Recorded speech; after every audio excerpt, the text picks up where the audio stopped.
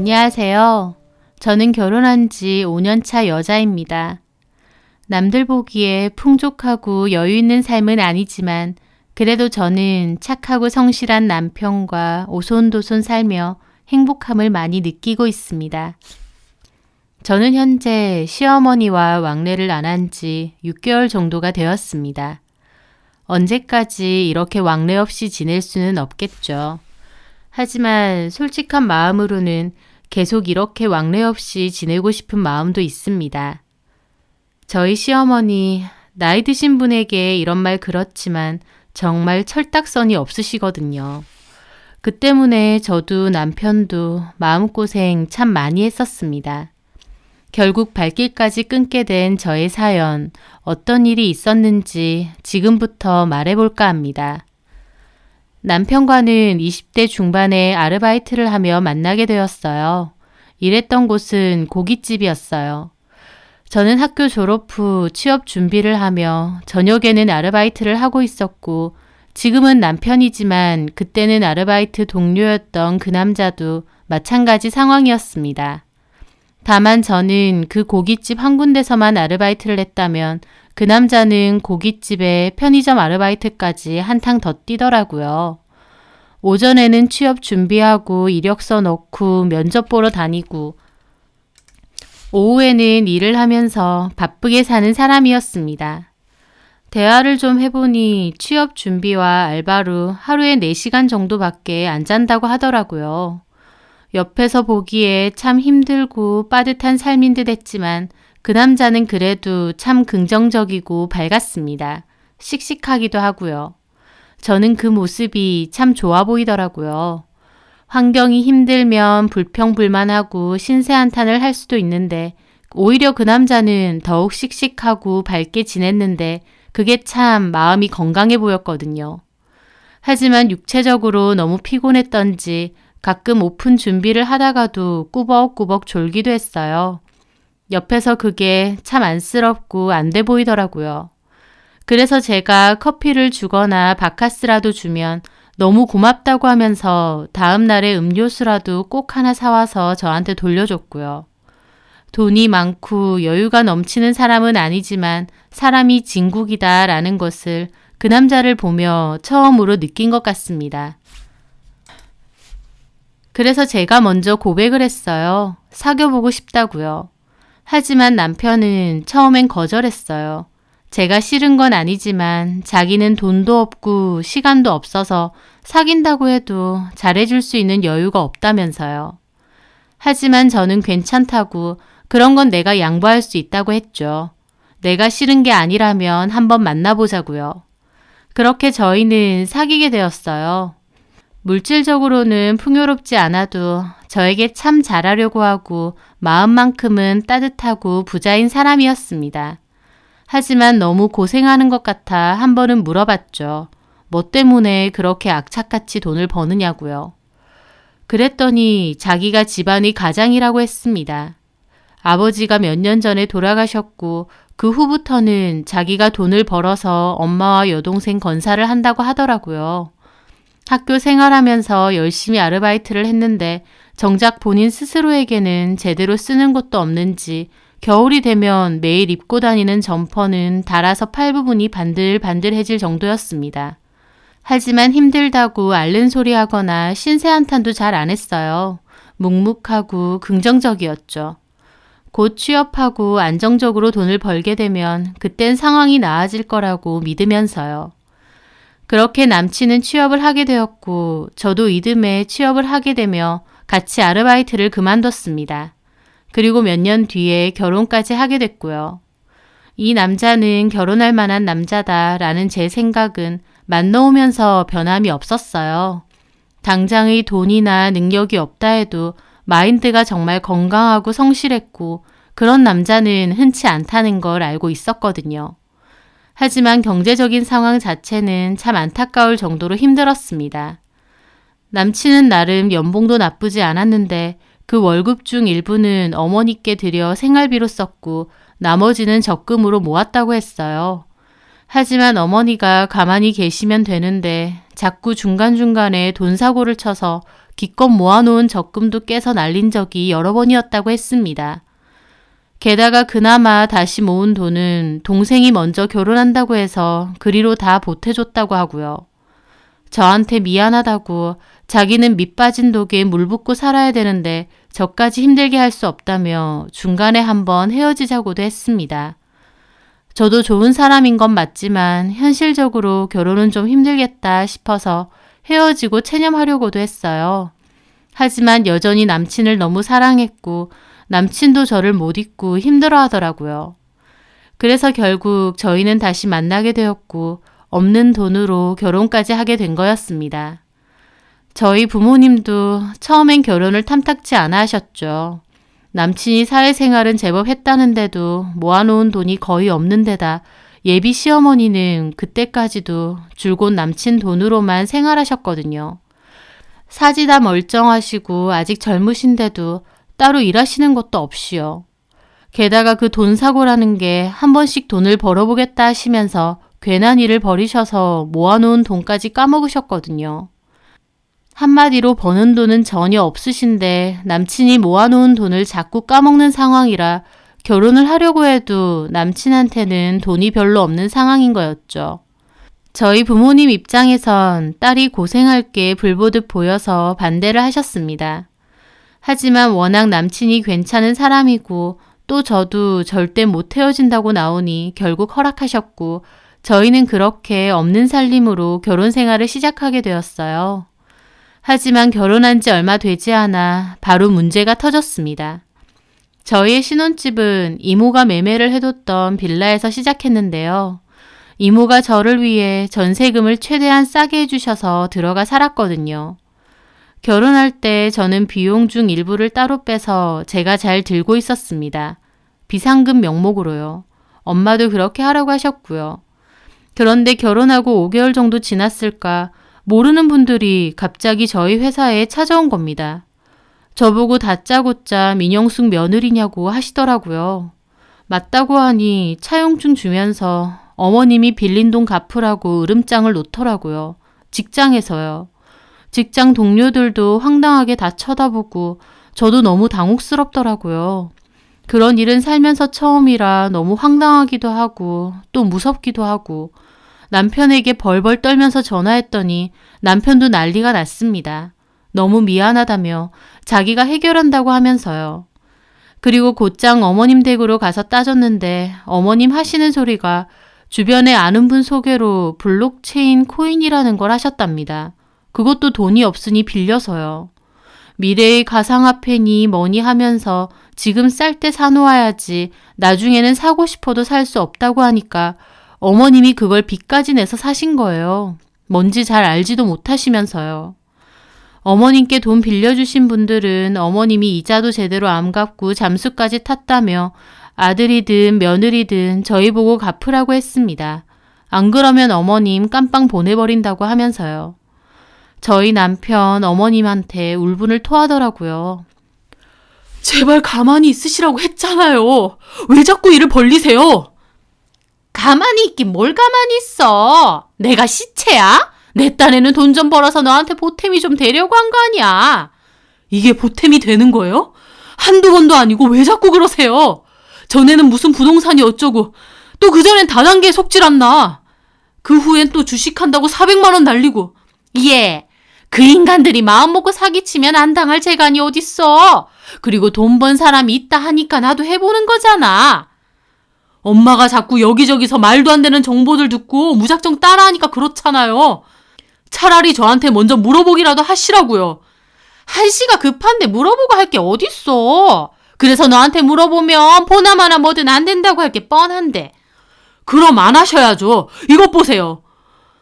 야, 이거는 지금 당장 돈이 나오는 게 아니야. 미래를 위한 투자야. 좀 기다려봐. 이거 나중에 분명히 돈 된다니까. 어머님하고는 도저히 말이 안 통했고 남편은 혈압 올라서 쓰러지려고 하더라고요. 어머님은 늘 저런 식이었습니다. 차라리 미안하다고 나오시면 화는 좀 덜 날 텐데 저희 보고 아무것도 모른다고 그렇게 월급만 죽어라 모으면 요즘 같은 시대에는 돈 못 번다고 정보를 잘 타서 한 방을 노려야 된다고 도리어 가르치시면서 화내세요. 본인 돈으로 무슨 투자를 하든 그게 뭔 상관이겠나요? 문제는 어머님이 그렇게 실컷 기분 내신 투자들이 다 저희 남편이 번 돈들이었고 결혼 후에는 저희 부부의 생활비였는데요. 남편은 이제 모르겠다고 알아서 하시라며 자기는 할 만큼 했다고 했고 어머님은 기껏 키워놨더니 결혼하고 나 몰라라 한다며 엄마 보고 깜빵 가라는 거냐며 서러워하셨습니다. 그리고는 저한테 따로 전화를 자꾸 하시더라고요. 돈 좀 갚아달라고. 자기 진짜 큰일 날 것 같다고요.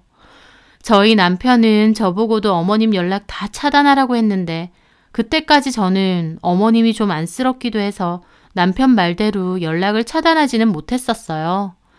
아무리 그래도 저한테는 시어머니고 또 남편 어머니신데 연락을 매정하게 탁 끊는 건 좀 아니라고 생각했거든요. 게다가 저희 어머님 저한테 전화하시면 너무 힘들다는 식으로 하소연하시는데 모른 척 못하겠더라고요. 결국 저는 남편 몰래 제가 따로 남겨둔 비상금을 좀 털어서 어머님을 도와드렸어요.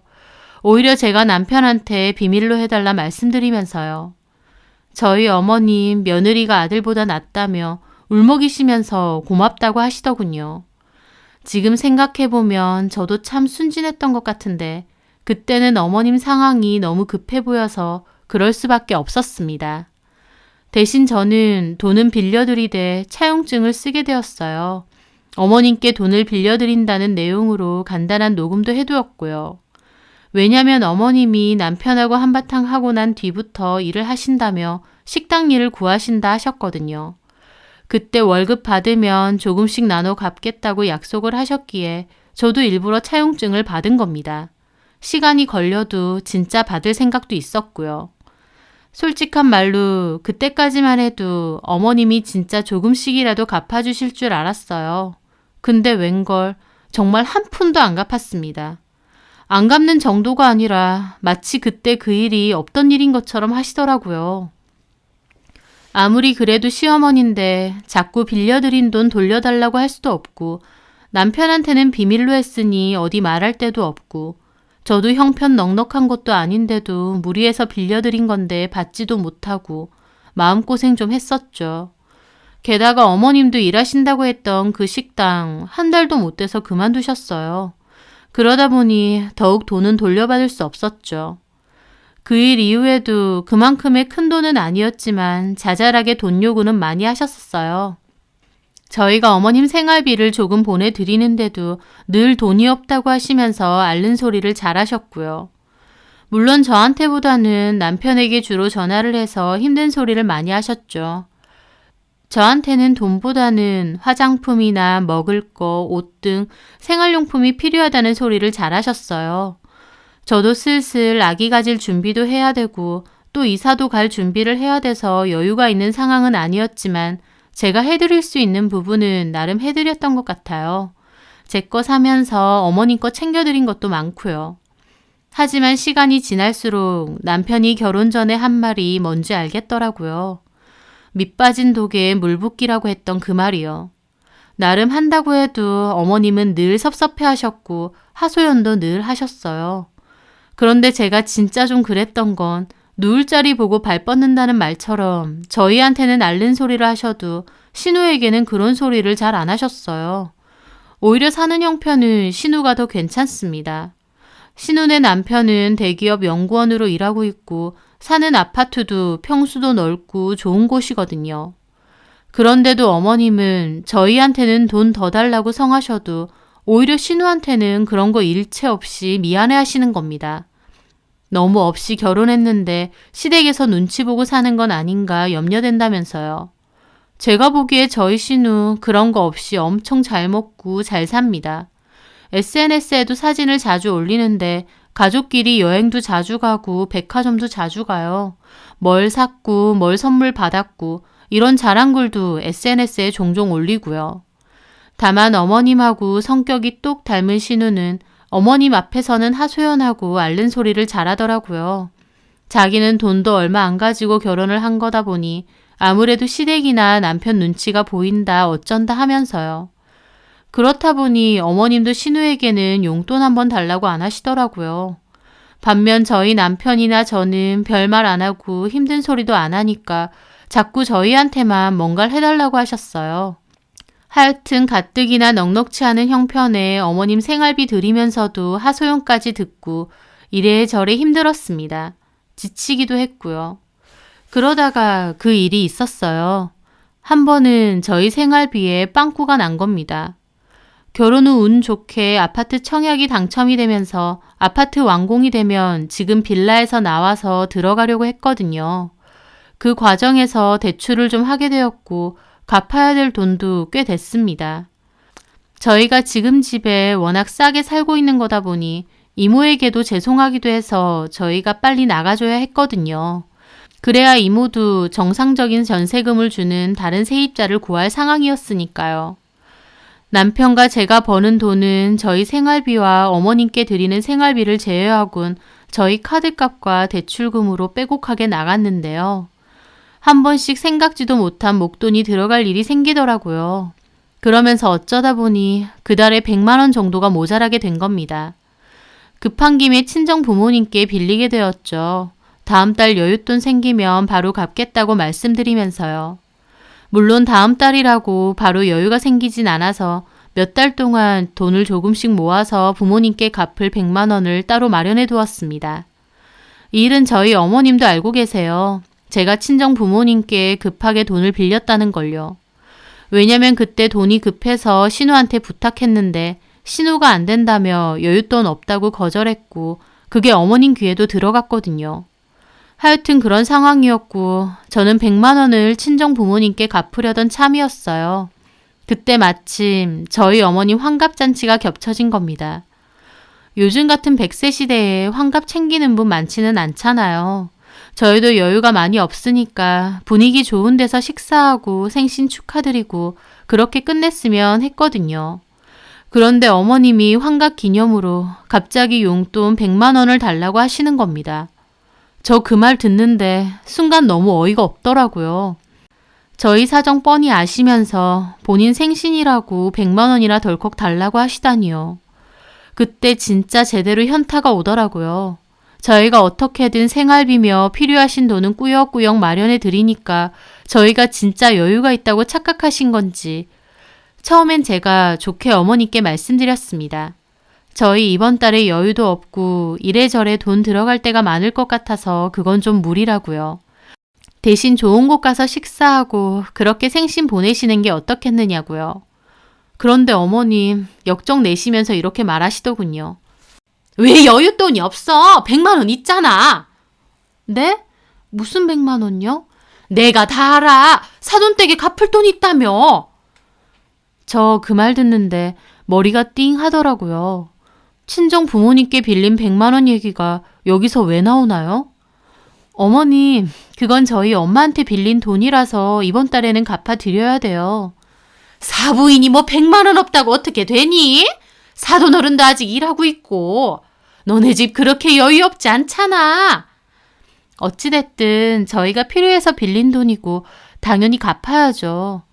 부모 자식 간에 뭘 그렇게까지 하니? 안 갚아도 돼. 사부인도 그래. 그걸 딸한테 꼭 받으셔야겠다니? 많은 돈도 아니고 겨우 100만 원인데? 네가 몰라서 그렇지. 사부인도 빌려준 게 아니라 주신 거라고 생각하실 거야. 어머님은 자기 마음대로 저희 엄마가 그냥 주신 거라고 생각하라면서 안 갚아도 된다고 하시는 거예요. 저희 친정 엄청 쪼들리진 않지만 그렇다고 여유가 막 있지는 않습니다. 아빠도 원래 하시던 일 퇴직하시고 아파트 경비원 일 하시고 엄마도 아는 분 가게에서 일하시거든요. 저희 엄마도 여유가 막 넘쳐나서 저희한테 돈 빌려주시고 하신 게 아니에요. 그런데 정작 돈 빌려준 저희 엄마는 아무 말 안 하시는데 어머님이 마음대로 그 돈 안 갚아도 된다고 하시니까 너무 황당하더라고요.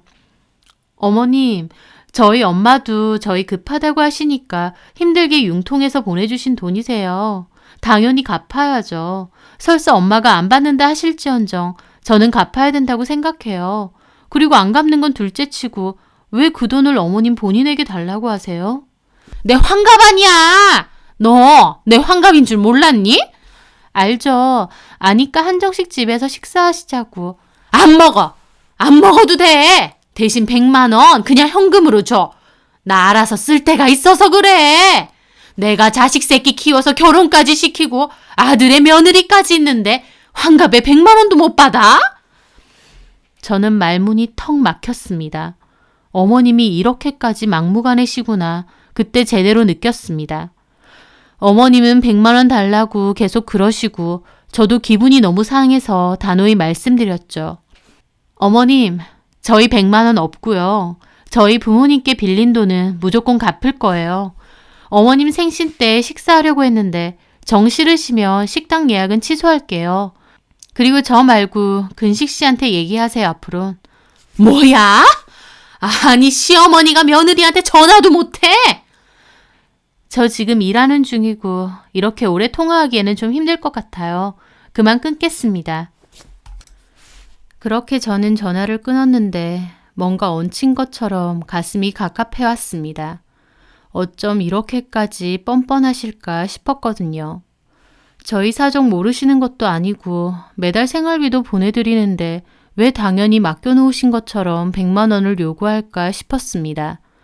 어머님은 툭하면 아들 키워준 값도 못 받냐 하셨는데 남편은 그렇다 치고 막말로 저는 어머님이 아니라 저희 부모님이 키워주신 거잖아요.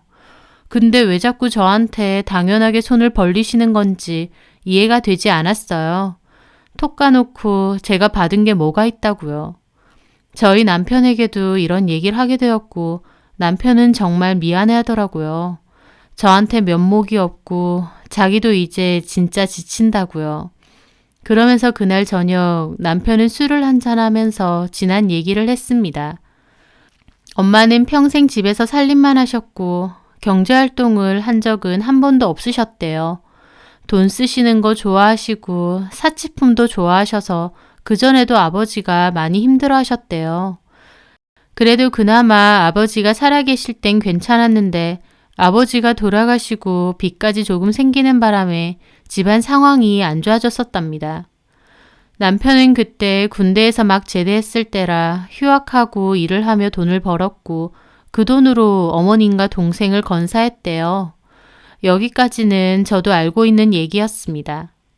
그런데 늘 밝고 명랑해 보이던 남편이었는데 알고 보니 한 번씩 정말 힘들고 다 포기하고 싶었다고 하더라고요. 잠도 못 자고 악착같이 죽어라 이래서 엄마에게 드렸는데 나중에 보니 남은 건 아무것도 없었고 어머님은 자꾸 더 달라고 하시고 남들 취업 준비에 집중할 때 본인은 고깃집에서 편의점에서 옷가게에서 아르바이트만 죽어라 하면서 젊은 시절 여행 한번 못 가고 친구들도 잘 못 만나고 사는 게 한 번씩 너무 괴로웠답니다. 언제까지 이렇게 살아야 되나 싶기도 했다고 하고요. 그러다가 저를 만났고 저와 함께하는 소소한 일상들이 참 행복했대요. 하지만 집 사정이 이렇다 보니 저까지 시궁창으로 끌고 못 들어간다 싶어서 헤어지자고 했던 거래요. 하지만 저랑 헤어지고 나서 자기는 돈 때문에 사랑하는 여자와도 헤어져야 되나 싶어서 너무 괴롭고 죽고 싶었다네요. 며칠 동안 아무것도 안 먹었고 밤에는 술만 마셨다고 했습니다. 저랑 잠깐 헤어졌을 때 힘들어했던 건 알았지만 이렇게 구체적인 얘기는 처음 들었어요. 남편은 자기가 취업만 하면 이 모든 문제가 다 해결될 줄 알았대요. 그런데 취업 후에도 결혼 후에도 계속 어머니 뒤치다꺼리만 하며 살아야 되고 자기도 이제 너무 지치고 신물이 난다고 하더라고요. 저 볼 면목도 없고요. 그 말을 하는 남편이 너무 힘들고 지쳐 보여서 안타까웠습니다. 그날 저와 남편은 많은 이야기를 나누었습니다. 남편은 솔직히 자기가 호로자식이 될지언정 이제 포기하고 어머니 안 보고 살고 싶다고 하더라고요. 맨날 전화와서 돈돈돈 거리는 것도 미칠 것 같고 미래가 안 보인다면서요. 그리고 어머니를 위해서도 이렇게 계속 사는 건 아닌 것 같다고 하더라고요. 그래서 저와 남편은 기나긴 상의 끝에 다만 1년이라도 아예 어머님과 연락을 끊고 살기로 했습니다. 어머님도 지원이 끊기면 어떤 일이라도 시작하실 거고 본인이 직접 돈을 벌어보셔야 아들네가 힘들게 번 돈의 가치도 아시지 않을까 했어요. 부모 자식 간에 연을 끊는다는 게 결코 쉬운 일은 아니고 좋은 일도 아니지만 남편이나 저나 너무 지쳐있는 상태라서 그렇게 하기로 했습니다. 그렇게 마음을 먹었고 남편이 따로 말씀을 드린다고 했어요. 그런데 그 전에 어머님이 저에게 전화가 오셨더라고요. 어머님의 전화가 오니까 마음이 너무 무거웠습니다. 그런데 어머님은 제 속도 모르고 또 그러시는 거예요. 이번 주간 바로 내 환갑인데 돈은 준비해 놨어? 제가 분명히 못 드린다고 말씀드렸는데도 당연하다는 듯 돈을 달라고 하시는 겁니다. 그 순간 죄송하다는 마음마저 싹 가시더라고요. 어머님, 저희가 100만 원 못 드린다고 말씀드렸잖아요. 예! 내 환갑이라고! 환갑 선물로 내가 100만 원도 못 받아? 내 친구들 다 명품 가방 받고 용돈도 척척 다 받았어. 너넨 정말 너무한다. 있어야 드리죠. 없다고요. 둘 다 사회생활하면서 100만 원이 없다는 게 말이 돼? 너 돈 관리를 어떻게 하는 거니? 근식 씨나 저나 버는 돈 뻔하고 거기서 어머님 생활비에 저희 생활비에 대출금 갚고 저희 엄청 빠듯해요. 그러니까 네가 돈 관리를 못한다는 거잖아. 나이가 몇인데 돈백이 없어서 시어머니 환갑에 용돈도 못 준다는 거야? 참 기가 막히더라고요. 그래서 제가 그랬습니다. 어머님, 저 더 이상은 못하겠네요. 뭘 못해? 이제 생활비도 못 드릴 것 같아요. 뭐야? 너 말 다 했니? 지금 그깟 생활비로 협박해? 저희도 너무 지치네요. 근식 씨랑 얘기하세요. 이만 끊겠습니다. 그렇게 저는 전화를 끊었고 어머님이 전화를 계속 하시길래 차단을 했습니다. 그리고 나서는 곧바로 신우한테도 전화가 오더라고요. 네, 아가씨. 언니 미쳤어요? 그깟 생활비 그거 얼마 된다고 엄마한테 못 준다 그랬다면서요? 전화 받자마자 화를 내더라고요. 그깟 생활비요? 그러면 아가씨가 드리면 되겠네요. 언니 내 사정 몰라요? 남편 돈 받아서 쓰는데 내가 무슨 돈이 있어서 엄마한테 따로 돈을 드리냐고요. 그러면 나가서 일하면 되잖아요. 아가씨도 대학 나오고 사지 멀쩡한데 일 못해요? 애가 있는 것도 아니고. 언니 진짜 어이없네요. 사람이 왜 이렇게 못됐어요? 늙은 시어머니한테 돈으로 갑질하고 싶어요? 저보고 돈으로 갑질하고 싶냐는 겁니다. 돈 달라고 갑질한 게 누군데요? 저도 부글대는 속을 참고 말했죠. 아가씨, 나한테는 시어머니지만 아가씨한테는 엄마 아니에요? 엄마가 돈 필요하다면 나 같으면 어떤 일을 해서라도 드리겠네요. 오빠도 언니 이러는 거 알아요? 네, 오빠가 먼저 그러자고 했어요. 뭐라고요? 진짜 어이없네 둘 다. 지금 바쁘니까 전화 끊을게요. 오빠랑 얘기하세요. 그렇게 저는 전화를 끊었습니다. 제가 어머님 번호를 차단하자 어머님은 나중에 신호전화로 저에게 문자를 보내더라고요. 아들하고 며느리한테 배신당했고 어떻게 이럴 수 있냐고. 환갑이라서 100만 원 용돈 받고 싶다는 게 그렇게 큰 욕심이냐고 하시면서요. 저희 보고 남이나 다름없다고 너네 그렇게 살면 천벌 받는다고 욕을 하시더라고요. 그래서 저는 너무 화가 나서 집에 있는 차용증을 찾았습니다. 어머님에게 신혼 초에 빌려드렸던 돈에 관한 차용증이요. 그리고 그 차용증을 찍어서 아가씨 번호로 이렇게 문자 보냈죠. 남하고 다름없어서 여태까지 생활비 꼬박꼬박 보내드리고 생활용품 다 사다 드리고 했나요? 어머님도 참 너무하시네요. 저희한테 바라는 것만 많으시고 사정이 어려워서 못 해드린다 하니 바로 남이나 다름없다고 천벌 받는다고 욕을 하시네요. 남하고 다를 바 없다고 하셨으니까 저도 그럼 남처럼 할게요. 신혼 초에 빌려드렸던 돈에 대한 차용증이에요. 관련 녹음도 다 있어서 증거도 있고요. 이거부터 갚아주세요. 안 갚으시면 내용 증명 보내고 법대로 할 겁니다. 저도 참다 말씀드리는 거예요. 라고요. 그걸 보내니 다시 단박에 신우에게 전화가 왔습니다. 전화 받자마자 빽 소리부터 지르더라고요. 언니 진짜 미쳤어요? 아니요. 이제 정신 제대로 들어요. 어머님한테 그 돈 이번 달까지 제대로 갚으시라고 해주세요. 아, 못 갚으시겠으면 아가씨가 대신 갚으시던가요. 내가 왜요? 아가씨 엄마잖아요. 내가 좋게 좋게 넘어가니까 사람 우스워 보여요? 나 한다면 하는 사람이에요. 내가 참고 참으니까 정말. 오빠랑 내가 무슨 돈줄이에요?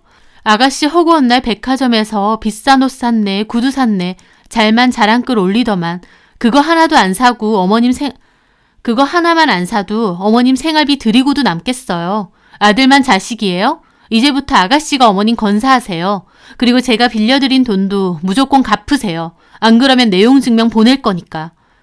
아가씨 뭐 단단히 착각하나 본데 톡 까놓고 오빠야 어머님 아들이지만 나는 어머님하고 피 한 방울 안 섞인 남남이에요. 내가 할 말 없어서 여태까지 빌려드린 돈 안 돌려받고 참은 줄 알아요?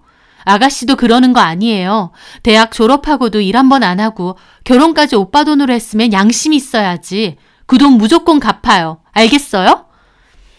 저는 그렇게 다다다 쏟아내고 전화를 끊었습니다. 제가 화를 잘 내는 성격은 아닌데 저도 나름 참고 참았던 터라 한 번 터지니까 쌓였던 게 다 터져 나오더라고요. 그 후에 어떻게 됐냐고요? 어머님도 아가씨도 연락 일체 없습니다. 돈 갚으라고 하니까 연락이 싹 끊겼죠. 돈이요? 당연히 안 갚으셨죠. 저도 솔직히 그 돈 돌려받으려고 차용증 보낸 건 아니었고요. 남편한테 이 얘기 모두 했고 남편도 미안하다며 신우 연락처도 차단하라고 하더라고요. 자기가 얘기한다고요.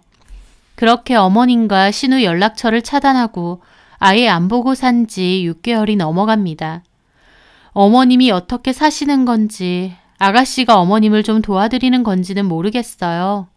저희 어머님은 저희한테 섭섭하다 생각하시겠지만 저희도 참을 만큼 참았습니다. 어머님도 자식 며느리 발길 끊었다고 너무 섭섭해하지 마시고 지난날 본인이 어떻게 한 건지 한 번쯤 생각해 보셨으면 해요. 나이가 들었다고 다 어른인 건 아니라는 말처럼 아들 내외를 돈줄로만 보신 건 참 너무하신 것 같습니다. 어머님도 이번 일을 통해 조금이나마 자신의 행동을 좀 돌아보셨으면 합니다. 제 사연 들어주셔서 감사합니다.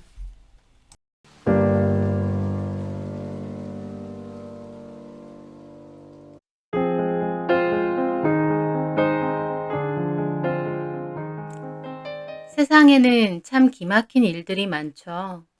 그런 황당한 일들은 남의 일인 줄 알았는데 제가 겪은 일이야말로 제대로 황당하고 기막힌 일이더군요. 주변에다 말하면 무슨 그런 경우 없는 일도 다 있냐고 할 정도로요. 무슨 일인지 그 사연에 대해 말해보려 합니다. 남편과 결혼 생활 4년 차. 한창 알콩달콩 깨를 볶아야 할 시기지만 사실 저는 결혼 생활이 그리 행복하지 않았습니다. 남편은 연애 때는 몰랐는데 결혼하고 보니 너무 가부장적이고 이기적인 성격이고요. 결혼할 때 돈 한 푼 보태준 거 없으면서 툭하면 감나라 배나라 하는 시부모님하고도 마찰이 있었어요. 결혼이 이런 건 줄 알았으면 죽었다 깨나도 안 했을 겁니다. 남편은 저보다 6살 연상인데 연애할 땐 어른스럽고 듬직해 보여서 좋았거든요. 근데 막상 결혼을 하고 보니 듬직하지도 않고 어른스럽지도 않았습니다. 오히려 책임감도 끈기도 없는데 지밖에 모르고 저한테만 엄청 엄격하게 구는 사람이더군요.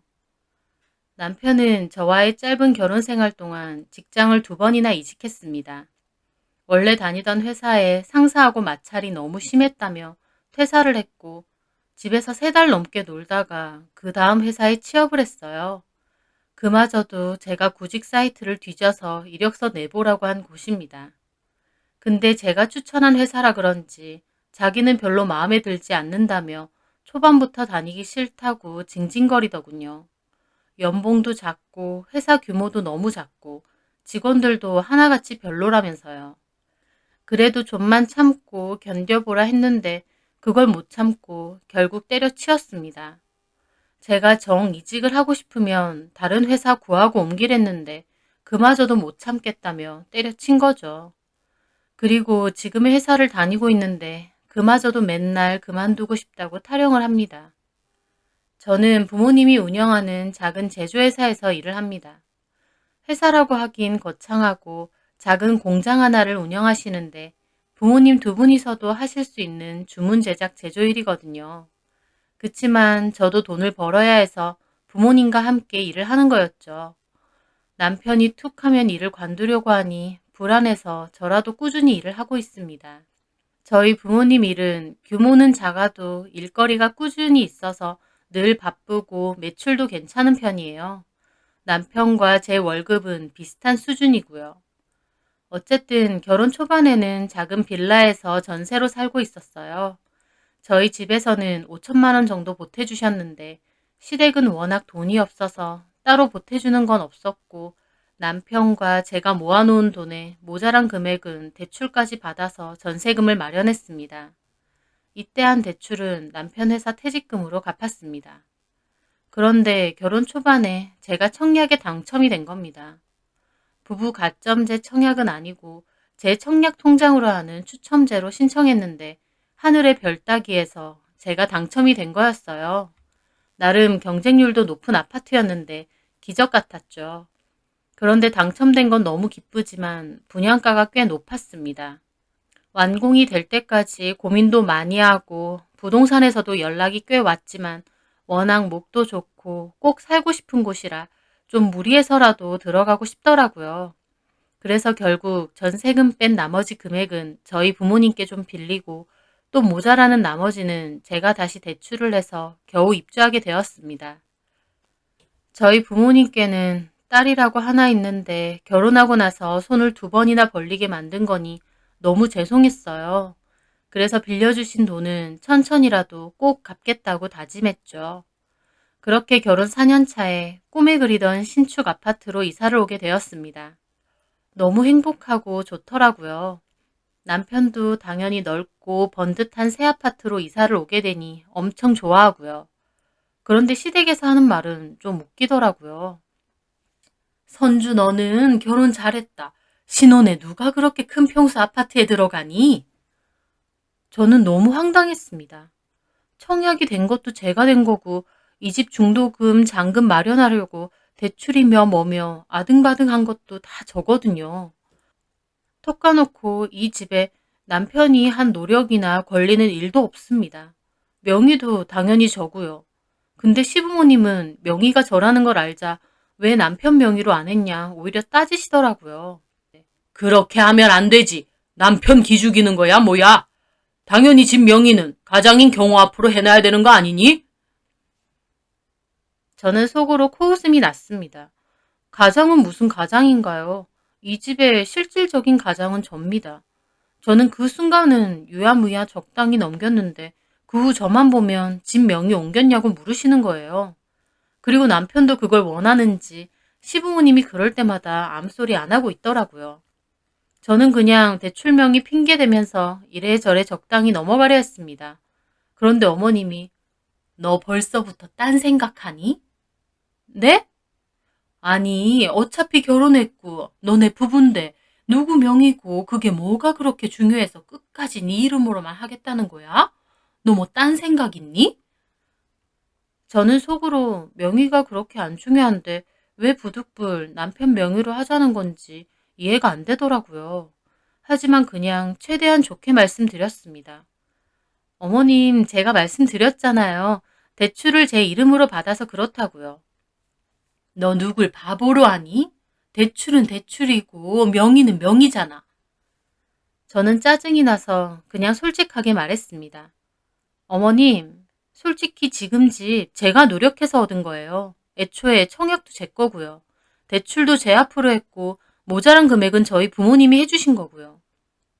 제가 이 말을 하자 집안이 난리가 났습니다. 너 그 소리는 뭐야? 우리 집에선 보태준 거 없다고 유세 떠니? 너네 전세금에 우리 경우 퇴직금도 들어갔잖아. 퇴직금이라고 해봤자 2천만 원이 다예요. 그리고 유세가 아니라 어휴 벌써부터 저렇게 남편을 무시한다. 한경호 너는 도대체 집구석에서 무슨 대접을 받고 있는 거냐? 어머님 아버님 합세해서 난리가 나자 남편도 덩달아 기분 나쁜 표정을 짓더라고요. 저는 진짜 이 집 구성 노답이다 싶었습니다. 며느리가 결혼한 지 얼마 되지도 않아 청약 당첨돼서 자기 아들 좋은 아파트 살게 해주면 오히려 저한테 고마워해야 되는 거 아닌가요? 제 명의라고 저렇게 화낼 이유가 뭔가요? 그리고 기분 상해서 집으로 왔는데 이번엔 남편이 저에게 따지는 거예요. 솔직히 엄마 아빠 말 틀린 것도 없어. 극간 명의 뭐가 중요해서 기어코 당신 이름으로만 하자는 거야? 안 되면 공동명의로 하면 되는 거잖아. 왜 기어코 엄마 아빠 기분 상하게 만들어? 명의가 안 중요하면 그냥 냅두면 되잖아. 왜 자꾸 그래? 공동명의로 바꾸는 것도 돈 들어. 들면 얼마나 든다고. 명의가 문제가 아니라 네 태도가 문제야. 너 진짜 엄마 말대로 무슨 다른 꿍꿍이라도 있는 거 아니야? 무슨 꿍꿍이? 재산 같은 거 다 네 앞으로 해놓으려는 저희가 뭐야. 너 그렇게 안 봤는데 엄청 욕심 많고 네 거 잘 챙긴다. 욕심 많고 지 거 챙기려는 게 누군데 저런 소린가요? 저는 대꾸도 하기 싫어서 그냥 입 닫았습니다. 결혼 전에 좋아 보였던 모습이 다 꿈같이 느껴질 정도로 남편은 찌질하고 시댁은 지긋지긋했어요. 이런 생각 너무 성급하다 싶었지만 진짜 애도 없을 때 확 갈라서는 게 맞지 않나 싶을 때도 많았어요. 다 열거하자면 끝도 없지만 결혼 생활을 하다 보니 성격적인 부분에서도 정말 문제가 많고 부딪히는 게 많았거든요. 남편이 가부장적인 성격이라고 했잖아요. 근데 웃긴 게 그렇게 가부장적이면 저는 집에서 살림만 하게 하고 자기가 돈을 벌어와야 되잖아요. 근데 그 와중에 저는 무조건 일하라고 합니다. 돈은 벌어오라 그거죠. 집안에서 본인은 손 하나 까딱 안 하면서요. 자기 편할 때만 남자가 어쩌고 하는 거였죠. 그런 모습에 진짜 정도 다 떨어지고 내가 왜 좀 더 신중하게 결혼하지 않았나 하던 찰나였습니다. 제 생각에 제대로 불을 붙이는 진짜 결정적인 일이 있었습니다. 남편에겐 4살 차이 시동생이 있어요. 직업 군인으로 일을 하는데 곧 결혼을 한다더군요. 저는 얼굴도 안 본 예비동사한테 제발 결혼 다시 생각해보라고 하고 싶은 심정이었습니다. 저희 도련님도 남편이랑 성격 똑같거든요. 엄청 가부장적이고 자기 책임은 다 안 하면서 권리만 주장합니다. 입버릇처럼 여자가 어쩌고 남자가 어쩌고 하는 그런 성격이요. 같이 있어보면 그 형의 그 동생이다 싶었거든요. 어쨌든 그 도련님이 결혼을 한다고 상견례를 해야 된대요. 그런데 그때쯤이 코로나가 심해질 때였어요. 단체로 모이는 식당 예약이 어려울 때였죠. 그런데 식당 예약이 어려우면 다음으로 미루거나 정해야 되면 따로 집으로 초대해서 간단하게 식사라도 하면 되는 거 아닌가요? 저는 어머님으로부터 지금 생각해도 어이없는 소리를 들었습니다. 어머님이 전화가 왔길래 받았어요. 요새 코로나 때문에 식당 예약이 어렵댄다. 경수 상견례 해야 되는데 문제야. 네, 들었어요. 조금 이따가 하세요. 곧 풀릴 것 같은데. 그래서 내가 생각해 봤는데 너네 집에서 하는 게 어떻겠니? 저는 제가 잘못 들은 줄 알았어요. 네? 귀 먹었니? 너네 집에서 하는 게 어떻냐고. 너네 집 넓고 좋잖아. 신축 아파트에. 우리 집은 워낙 좁으니까 넓고 쾌적한 너네 집에서 하면 되겠더라. 음식 몇 가지 해서 거기서 편하게 대화도 나누면 오히려 식당보다도 편할 거고. 어머님은 정말 아무렇지도 않게 말씀하시더라고요. 사람이 너무 어이가 없으면 말문이 막힙니다. 그때 제가 그랬어요.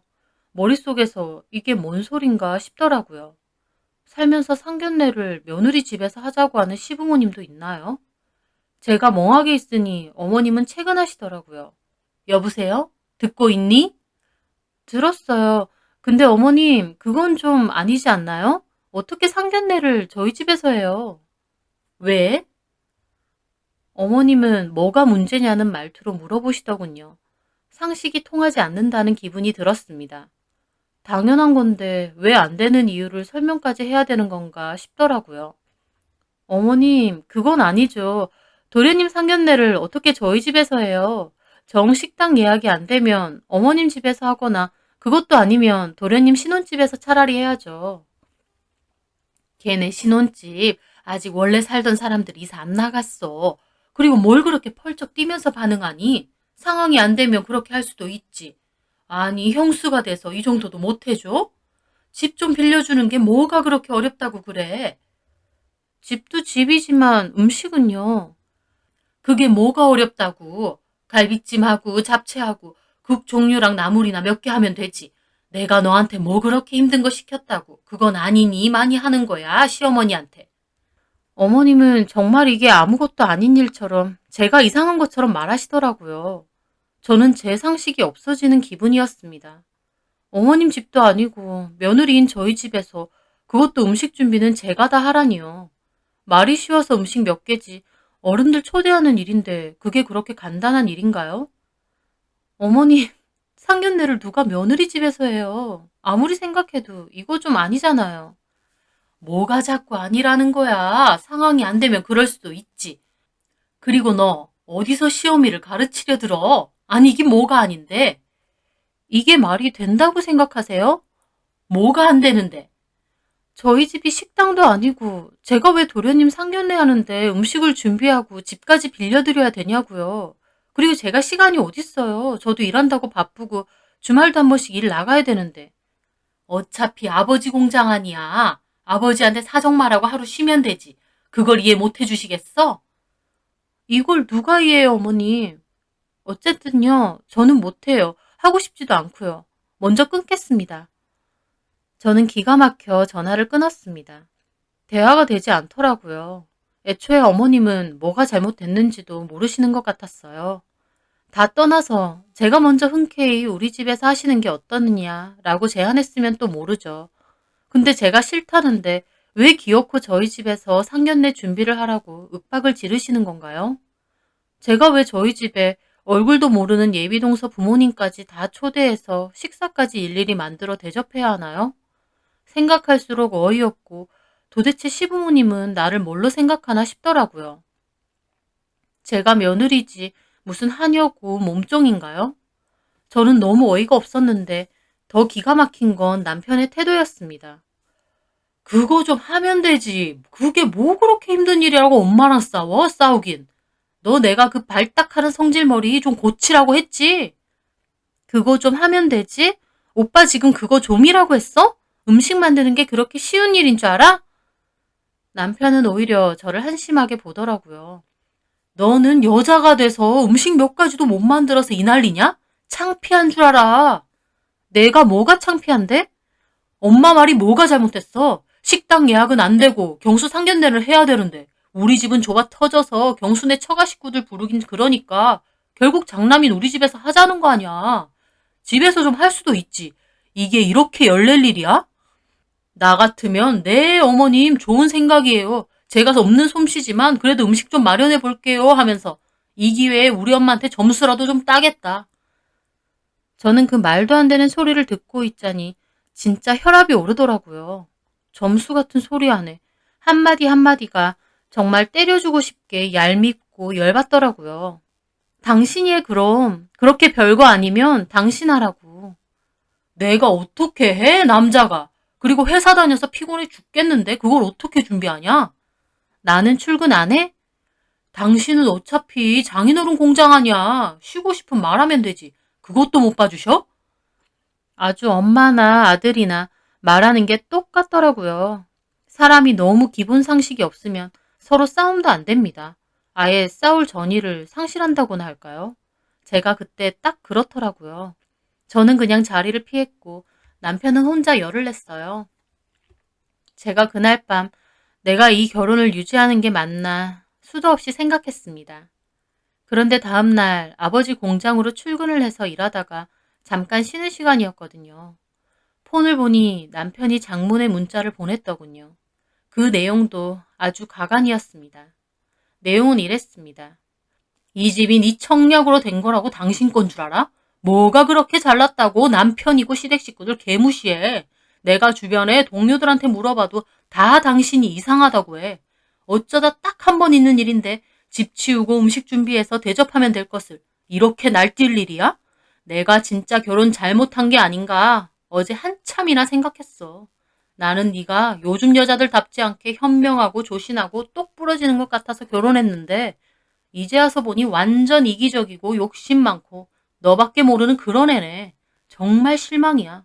시부모님이고 남편이고 존중한 마음은 아예 없지? 저는 그 문자를 보는데 진짜 극도의 짜증이 몰려오더라고요. 엄마가 무슨 일 있냐고 하셨지만 저는 아무것도 아니라고 하고 다시 일을 했습니다. 그런데 이번엔 어머님이 전화가 온 거예요. 모자지간에 짜고 전화를 하나 싶을 정도였습니다. 네, 어머님. 내가 너랑 통화하고 기분이 나빠서 잠도 제대로 못 잤어. 뭐가요? 너 뭐가 그렇게 잘났니? 너 뭐라도 돼? 네? 저한테 작정하고 따지시더라고요. 내가 뭘 그렇게 너한테 어려운 부탁을 했다고 다 늙은 시어머니 가르치려 들고 그딴 식으로 반응해? 너 예전 같으면 진작에 쫓겨났어. 상견례 저희 집에서 못한다 그 말 때문에 이러시는 거예요? 그래. 내가 아무리 생각해도 기가 막힌다. 뭐가 그렇게 어려운 일이야?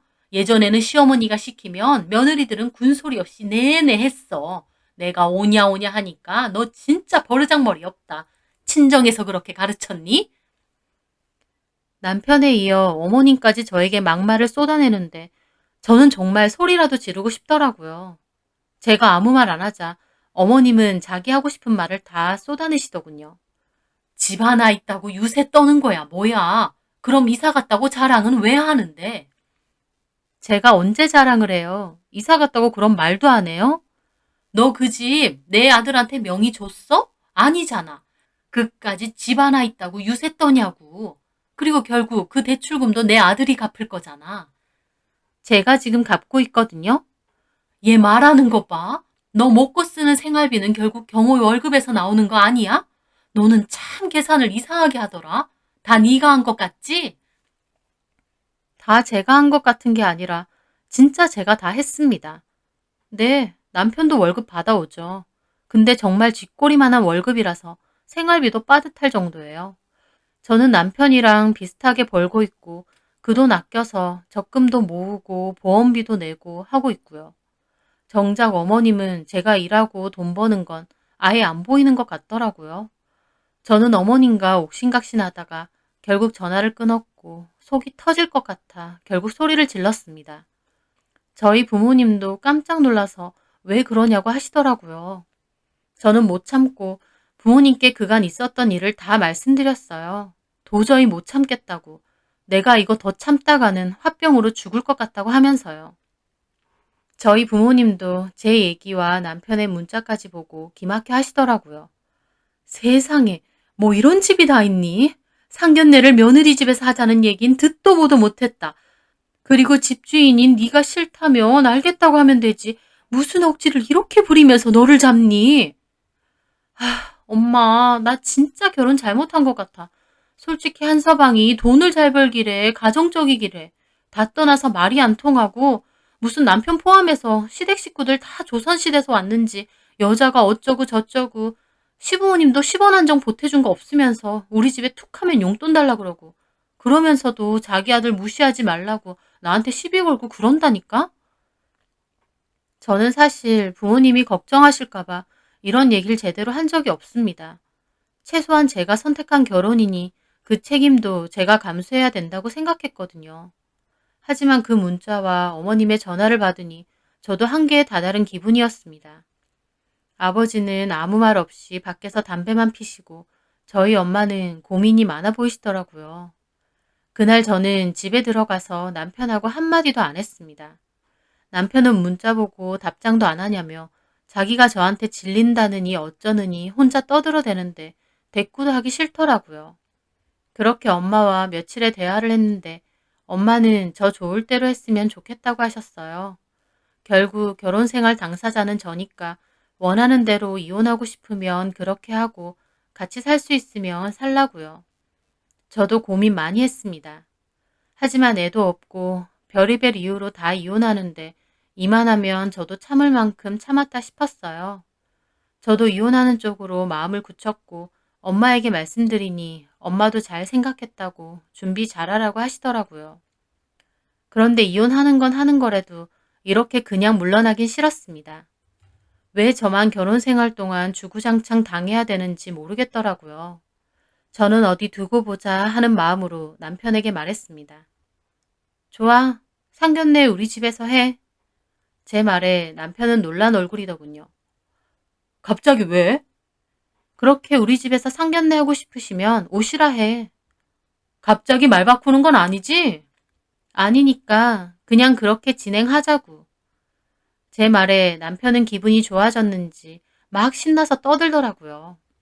잘 생각했어. 시부모님하고 그렇게 기분 상해서 네가 좋을 게 뭐가 있냐? 너야 진짜 너 하는 거 답답했다. 네가 기분 좋게 알겠다고 준비한다고 하면 아무 문제 없을 일인데 너는 꼭 이렇게 한바탕 난리를 치게 만들더라. 앞으로 그러지 마. 저는 속으로 어디서 개가 짖는다 생각하며 가만히 있었습니다. 남편은 신나서 어머님에게 전화를 하더라고요. 응, 엄마. 경수 상견례 우리 집에서 해요. 아이, 남편인 내가 하자면 하는 거지. 됐어. 내가 한다고 했으니까 경수한테 그렇게 전하고 그 사돈집에도 그렇게 전하세요. 남편은 의기양양하게 전화를 끊더라고요. 남편이 저에게 더 열을 낸 것도 제가 말을 안 듣는 게 본인 체면 구기는 거라서 그런 것도 있는 것 같았습니다. 저는 어이가 없었지만 그냥 가만히 있었어요. 어머님도 전화가 왔더라고요. 경우한테 얘기 들었다. 진작에 한다고 하면 될 것을 왜 여러 사람 화나게 만들어, 너는? 네, 죄송하네요. 준비 잘해놔. 괜히 책 잡힐 일 만들질 않게. 예비 동서네가 오는 거니까 형님으로서 제대로 보여주란 말이야. 뭘요? 뭐긴 뭐야. 살림은 이렇게 한다. 요리는 이렇게 한다. 이런 거. 내가 그런 거 너한테 보여주라고 너네 집에서 하자고 한 것도 있어, 이 맹추야. 네, 알겠습니다. 보여주긴 뭘 보여주나요? 이 집 개판 콩가루 집안인 걸 보여줘야 되나요? 저는 하지만 꾹 참고 알겠다고 했습니다. 그렇게 상견례 날짜가 잡혔고 어머님은 음식 뭐 준비할 거냐고 전화가 오셨길래 제가 알아서 한 상 제대로 준비할 테니 걱정 마시라고 했습니다. 어머님은 알겠다고 제대로 준비하라고 했어요. 그렇게 상견례 하기로 한 주말 당일이 되었습니다. 남편은 엄청 늦게 일어나서 어슬렁거리며 나오더니 불같이 화를 내더라고요. 이게 뭐야? 청소 안 했어? 뭔 청소? 오늘 상견례잖아. 까먹었어? 안 까먹었어. 근데 집을 이렇게 개판해놔? 뭔 개판? 이 정도면 깨끗하지. 음식은? 알아서 다 준비하고 있어. 집이 개판 수준은 아니었고 그냥 어수선한 정도였습니다. 하지만 남편은 입에 거품을 물고 난리를 치더라고요. 아, 빨리 치워. 나는 좀 이따가 부모님 모시러 가야 돼. 알았어. 치울 테니까 갔다 와. 남편은 저한테 게으르니 어쩌니 궁시렁대며 밖으로 나가더라고요. 저는 그대로 방으로 들어가 제 짐을 챙겼어요. 그리고 1시간 뒤에 남편 문자가 왔더라고요. 1시간 정도 뒤에 집으로 갈 거라고요. 저는 알겠다 그랬습니다. 그리고 시간에 맞춰 저도 저만의 준비를 했죠. 1시간이 지나자 남편과 시부모님 그리고 도련님과 예비동서 마지막으로 예비동서 부모님까지 우르르 들어오시더라고요. 저는 그때 예비동서를 처음 봤습니다. 아이고, 실례 좀 하겠습니다. 어서 오세요. 그렇게 다 같이 집 안으로 들어왔는데 남편과 시부모님 얼굴이 정말 썩어 들어가더군요. 그럴 수밖에 없죠. 집은 어수선한 상태 그대로고 음식 준비는 아예 안 돼 있으니까요. 동선의 부모님은 어리둥절해하고 어머님은 얼굴이 새파랗게 질려서 제 팔을 확 당기시더라고요. 너 이게 뭐야? 음식은? 근데 때마침 초인종이 울리더라고요. 걱정 마세요, 어머님. 제가 다 준비했으니까. 저는 총총 현관으로 가서 문을 열었습니다.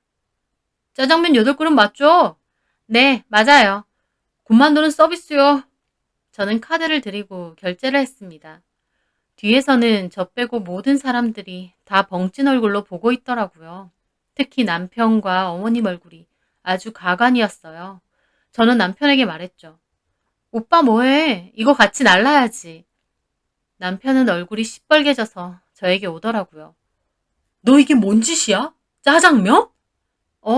이걸로 식사하시면 되잖아. 남편은 화가 났는지 제 손에 들린 짜장면을 바닥으로 내동댕이 쳤습니다. 그 바람에 뒤에 서 있던 예비동서는 놀라서 소리를 지르고요. 너 미쳤냐? 제정신이야?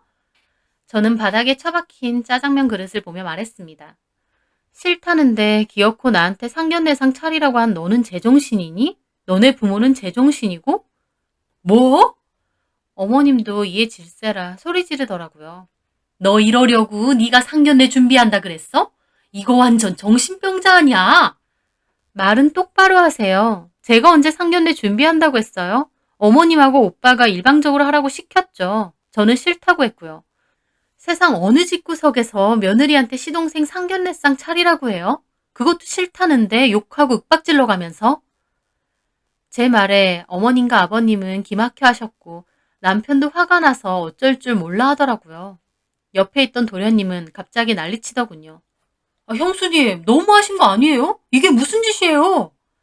저는 그 개념 없는 시동생에게도 따졌습니다. 도련님도 그러는 거 아니죠. 본인 결혼 상견례를 왜 우리 집에서 하라 그래요? 본인이 먼저 컷해야 되는 거 아니에요? 집 마음대로 빌려달라 하고 상견례 음식 준비하라고. 근데 웃긴 게 음식 준비하라고는 하는데 돈은 한 푼도 안 주대? 그래서 어떡해요? 내가 가진 돈으로 준비할 게 짜장면밖에 없는데. 야! 남편이 소리를 확 지르더라고요. 저는 남편을 노려보고 그대로 방으로 들어가 캐리어를 끌고 나왔습니다. 그리고 식탁 위에 이혼 서류도 탁 올려놨어요. 이혼 서류. 나 너랑 못 살아. 이 집은 내 집이긴 하지만 너네 식구들 와 있으니까 일단 친정 가 있을게. 정리되면 이혼 관련해서 얘기 좀 하자. 뭐라고? 저는 예비동서와 그의 부모님도 보며 말했습니다. 저 사는 거 보이시죠? 마음대로 상견례 음식 차리라고 하고 못하겠다고 하니 저한테 갖은 욕을 다 하네요. 예비동서 부모님, 예비동서도 이런 취급받게 하고 싶으신 건 아니죠? 이게 곧 예비동서 미래예요. 잘 생각해보세요. 저도 이런 집구석인 줄 알았다면 결혼 안 했을 텐데 괜히 결혼까지 했다가 이 꼴 났네요. 그럼 이만. 저는 그렇게 말하며 캐리어를 들고 밖으로 나갔습니다.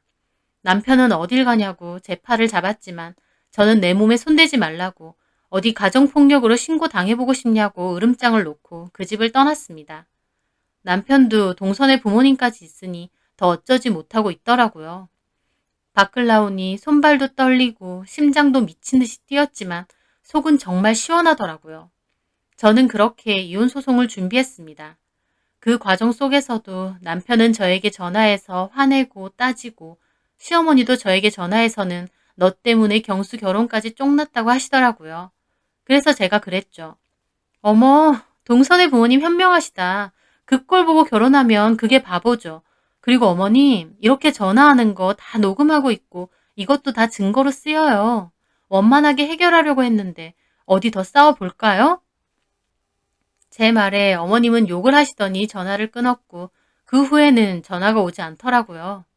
남편 측에서는 제가 며느리 도리, 아내의 도리 하지 않았다는 걸 주장했는데 씨알도 안 먹힐 소리였고 저는 시댁과 남편의 일방적인 폭언과 강요 등을 내세웠습니다.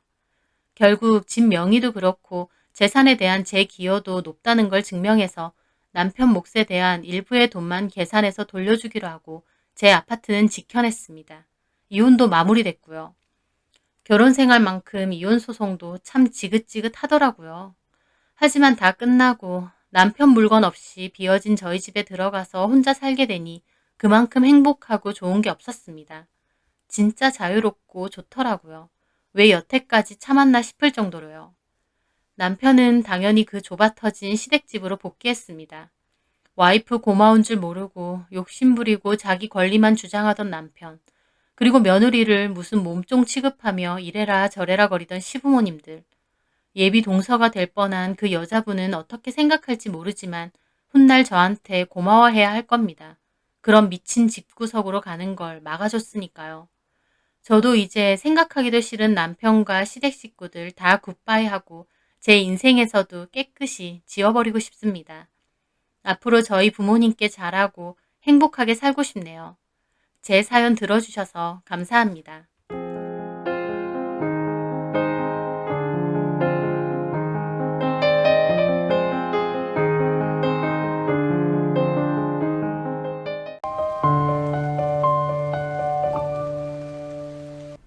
안녕하세요.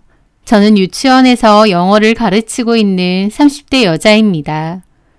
저희 엄마가 운영하시는 유치원이고 저는 거기서 영어 교사로 일하고 있죠. 저는 과거에 결혼을 했었다가 이혼을 했었는데요. 제가 결혼을 했을 그 당시에 저도 그렇고 제 주변에서도 저보고 남편감이 참 괜찮다며 결혼해서 무난하게 잘 살 것 같다는 얘기를 많이 들었습니다. 제 전 남편은 대기업에 다니고 있어서 능력도 좋았고 키도 크고 인물도 단정한 편이었어요. 외적인 조건도 괜찮았지만 남편감으로 참 괜찮겠다고 생각했던 이유는요. 성격적인 면이 가장 컸습니다. 30대가 된 남자임에도 수줍음이 많고 조용하고 차분한 편이었는데 그런 모습들이 순수해 보이고 선해 보였거든요. 또 책 읽기나 영화 보기 등 정적인 취미를 좋아했고 예전에는 유기견 봉사활동도 자주 다녔다고 했습니다. 사람 자체가 선하고 좋은 사람 같아 보였기에 더더욱 끌렸던 것 같아요. 제 이상형인 착한 남자거든요. 처음 만난 건 소개팅이었어요. 엄마 아는 지인분의 소개로 만나게 되었죠. 처음 남편을 소개로 만났을 때 여자를 대하는 게 익숙치가 않다며 제 앞에서 허둥지둥해하고 당황해했는데 오히려 저는 그 모습이 좋아 보이더라고요. 순박해 보였다고나 할까요? 그 소개팅 이후로 연인 사이가 된 저희는 싸움 한 번 없이 잘 만나왔습니다. 그렇게 2년 정도를 연애하다가 결혼도 하게 되었죠. 결혼한다고 저희 부모님께 남편을 소개시켜 드렸을 때 저희 부모님도 마음에 들어 하셨습니다. 사람이 선하고 착해 보인다며 살면서 와이프 속 썩이게 만들 것 같지는 않다면서 말이죠. 시부모님은 좀 멀리 떨어진 지방에 사셔서 자주는 못 봤는데요. 시부모님도 저를 좋게 보셨어요. 그렇게 양가 부모님의 환영을 받으며 순조롭게 결혼도 했습니다. 결혼 후에도 남편은 변함없이 가정적이고 성실하고 착한 사람이었어요. 엘리베이터에 타면 늘 이웃들에게 먼저 인사하고 주차장 바닥에 지저분한 쓰레기가 있으면 나서서 줍고 그랬어요. 청소하시는 분들 힘들다면서요. 출입문 같은 것도 남들 다 지나갈 때까지 잡고 기다려주고 식당이든 어디든 가면 직원분들에게도 깍듯하게 예의 있게 굴었습니다. 그런 모습들이 어찌나 좋아 보이던지요. 요즘 워낙 예의 없고 이기적인 사람들도 많잖아요. 그런데 저희 남편에게선 그런 모습이 없었기에 남편이기 전에 사람으로서도 참 배울 게 많다, 좋은 사람이다 라는 생각이 많았죠. 그런데요. 사람은 참 여러 가지 면이 존재하는 것 같습니다. 어떤 부분에선 너무 좋은 사람일지도 모르지만 또 어떤 부분에서는 최악의 사람이 되기도 하는 것 같아요. 저는 결혼한 지 1년 반 정도 지났을 무렵 저희 남편의 또 다른 이면을 보게 되었거든요. 그맘때 저희 부부는 각자의 일로 바쁘지만 나름 행복한 결혼 생활을 하고 있었을 때인데요. 다만 한 가지 고민이 있었습니다. 바로 1년이 지나도 아이가 잘 생기지 않는다는 거였죠. 결혼하고 바로 아이를 가질 생각이 있었기에 초반부터 따로 피임을 하지 않았는데 1년이 넘도록 아이가 안 생겼습니다. 요즘은 피임 없이 1년이 넘어가도 아이가 안 생기면 난임이라고 한다더군요. 주변에서는 곧 좋은 소식이 있을 거라며 응원해 주었고 저는 겉으로는 괜찮다고 했지만 속으로는 점점 스트레스가 쌓여갔습니다. 병원에서는 별다른 문제는 없다는데 왜 아이가 안 생길까? 우리도 이대로 난임 부부가 되는 걸까? 적극적으로 시험관이든 뭐든 해야 되는 걸까? 이런저런 고민이 많았었죠. 남편과 그런 얘기를 많이 했고 남편은 그럴 때마다 너무 조급하게 생각 말고 천천히 준비하자고 그랬습니다. 저는 남편에게 당신 닮은 착하고 선한 아들을 낳고 싶다는 얘기를 잘했어요. 그러면 남편은 저더러 저 닮은 똑똑하고 야무진 딸을 낳고 싶다고 했고요. 아들이든 딸이든 예쁜 아이도 낳고 지금처럼 늘 행복하게 살았으면 좋겠다고 생각했습니다. 그런데 그 생각을 하고 얼마 있지 않아 그 일이 생겼어요. 그날은 유치원에 출근하지 않은 날이었는데요. 오전에 확인을 해보니 생리가 나온 날이었어요. 기대했는데 또 임신이 안 된 거였습니다. 평소보다 더 실망이 컸고 기분이 확 가라앉더라고요. 남편도 출장 때문에 집에 안 들어오는 날이었다 보니 저 혼자서 좀 울적하게 있었던 것 같아요. 그렇게 내내 누워있다가 문득 생각을 좀 바꿨습니다. 이렇게 울적하게만 있지 말고 차라리 몸을 좀 움직이자 싶었던 거죠. 그렇게 갑자기 일어나 집 청소를 하게 되었습니다. 여기저기 하다 보니 평소에 바쁘다는 핑계로 정리를 제대로 못했던 옷장이나 서랍 등도 좀 치우자 싶었죠. 그렇게 막 청소를 하다가 그것을 발견하게 된 겁니다. 웬 통장을요. 남편과 저는 결혼할 때 서로 수입이 어떻게 되는지 오픈했었습니다. 그리고 남편은 자기가 따로 쓸 정도의 용돈만 빼고는 저한테 생활비 명목으로 월급을 전부 입금을 해줬거든요. 그러면 저는 그걸 제가 버는 돈과 합쳐서 공동 생활비도 쓰고 따로 적금도 들고 그랬습니다. 제가 관리를 하기로 한 거죠. 서로의 금전 상황에 대해 투명하게 다 오픈했다고 생각했고 남편의 통장 내역 같은 것도 제가 얼추 다 안다고 생각했는데요. 그 통장은 제가 처음 보는 것이었죠. 이게 뭐지 싶어서 내역을 좀 봤는데 좀 놀랐습니다. 남편은 거기에 좀 많은 돈을 넣어두었고 중간에도 틈틈이 넣어두더라고요. 게다가 최근까지도 사용을 활발하게 했었고요. 그 순간 알겠더군요. 아, 이거 남편이 나 몰래 만들어둔 비상금 통장 같은 거구나 라는 것을요. 사실 조금 의외기도 하고 놀라기도 했습니다. 왜냐면 제가 아는 남편의 성격 특성상 저 몰래 이런 비자금 통장을 만들 거란 걸 생각 못 했거든요. 의외였다고나 할까요? 하지만 조금 놀랐다는 것 뿐이지 그냥 이해했습니다. 아무리 부부라고 해도 모든 걸 다 공유할 필요는 없고 또 비상금 통장 정도야 갖고 있을 수도 있지 했거든요. 근데 가만 내역을 보니까 지출도 상당히 빈번하고 금액도 들쑥날쑥했습니다. 뭘까 싶어서 찬찬히 보는데 남편은 그 통장으로 체크카드를 만들어서 이래저래 쓴 것 같더라고요. 그런데 체크카드로 인출된 상호명들이 좀 이상한 겁니다. 뭐지 싶어서 하나를 검색을 해봤는데 그 순간 놀라서 몸이 좀 굳었습니다.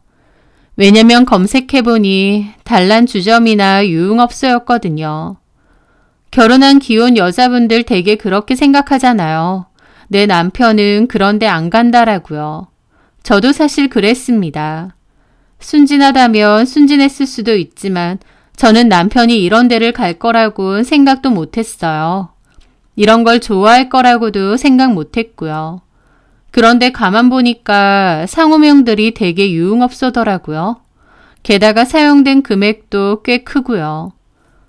와, 이게 뭐지? 좀 뒤통수 맞은 기분이었습니다. 이런 곳은 술집 여자들 나오고 술 비싸고 룸에서 여자 끼고 놀고 그런 데 아닌가? 이런 데를 내 남편이 다닌다고? 생각하니 얼떨떨했죠. 그런데 그보다 더 황당한 건 따로 있었습니다. 홍시연이라는 이름의 여자에게 매달 송금이 되고 있었던 거였어요. 홍시연이라니 처음 들어보는 이름이었습니다. 가만 보니 5달 전부터 돈을 보냈는데 200만 원을 보낼 때도 있고 300만 원을 보낼 때도 있고 어쩔 땐 50만 원을 2번 보낼 때도 있더라고요. 금액은 들쑥날쑥인데 어쨌든 거의 매달 한 차례에서 2차례 이상 송금이 되고 있었습니다. 낯선 여자의 이름 그리고 매달 송금되는 내역 이게 다 뭔가 싶어서 너무 심각해지더라고요. 저는 그날 더 이상 아무것도 하지 못했습니다. 남편이 나를 뭔가 속이고 있구나. 내가 남편에 대해 다 아는 게 아니구나 깨달았다고나 할까요? 그렇게 다음날 남편이 출장을 끝내고 왔습니다. 해외 출장이었는데 시차 적응 때문에 힘들어하고 피곤해 하더라고요. 저는 일단 티를 안 냈습니다. 당장이라도 따지고 묻고 싶은데 일단은 좀 더 확실해지기 전까진 티를 내면 안 되겠더라고요. 그렇게 남편은 피곤해하면서 좀 씻고 잔다고 했습니다. 그리고 침대로 가서 드러누웠고 금방 코까지 골며 골아 떨어지더군요. 저는 남편이 완전히 잠든 것을 확인하고 충전 중이던 남편 폰을 조심스레 들고 거실로 나왔습니다. 그렇게 남편의 폰을 몰래 확인해 보았고 홍시연이라는 이름의 여자를 찾았어요. 그리고 어렵지 않게 그 여자와 남편의 대화를 찾아서 보게 되었죠. 그런데 그 내용은 실로 충격이었습니다. 이번 달 보냈어요. 하긴 했어요. 오빠, 고마워요. 이게 마지막으로 나눈 대화더라고요. 저는 대화창을 위로 올려보았죠. 그러면서 그 둘이 나눈 대화들을 다 보게 되었습니다. 그 대화들로 유추를 해보니 대강 알겠더라고요. 홍시연이라는 여자는 업소에 다니는 여자고요. 남편이 그 업소를 자주 갔던 것 같습니다. 그러다가 업소 외에 밖에서도 따로 만남을 가진 모양이었어요. 그러다가 홍시연이 이런 관계를 와이프인 저한테 폭로하겠다고 남편에게 협박을 한 모양이고 돈을 내놓으라고 한 것 같았습니다. 남편은 어쩔 수 없이 그때부터 홍시연에게 돈을 입금한 거였고요. 그 대화들을 보면서 유추를 하면서도 도무지 믿기지가 않았습니다. 다른 사람도 아니고 내 남편이? 그 순박하고 착해 보이는 내성적으로 보이는 내 남편이? 내 남편과 이 상황이 너무 이질적으로 느껴지더라고요. 제 남편이 평소에도 활발하고 잘 놀러 다니고 술 많이 마시고 그런 성격이었으면 이 정도 충격은 아닐 거예요. 그토록 차분하고 조용하고 집돌이인 사람이 사실은 유흥업소 죽돌이에다가 그 유흥업소에서 만난 술집 여자와 밖에서까지 만나고 그러다가 그걸로 협박까지 당했다고? 이런 막장 중에 막장이 어디 있겠나요? 기가 막히더라고요. 저는 이걸 어떡하지 싶다가 좀 더 확실한 증거가 있어야겠다 생각했습니다. 그래서 마치 남편인 척 홍시연에게 카톡을 보내게 되었어요. 남편 폰으로 말이죠. 앞으로는 못 보낼 것 같아요. 이렇게 보냈습니다. 홍시연은 한참이나 안 읽더라고요. 저는 초조하고 심란한 기분으로 기다렸는데 거의 1시간 정도 다 될 무렵 홍시연에게서 답장이 왔습니다. 갑자기 왜요? 라고요. 답장이 오니까 막 심장이 뛰고 손이 떨리더라고요. 저는 다시 남편인 척 답장을 했습니다. 이건 좀 아닌 것 같아요. 오빠, 갑자기 왜 이래요? 와이프가 알아도 상관없나 보죠? 근데 내 와이프 번호는 알아요? 이 오빠 왜 이래? 당연히 알죠. 그게 뭐라고. 와이프 번호만 알게요. 와이프 어디서 일하는지도 오빠가 다 얘기했잖아요. 까먹었어요?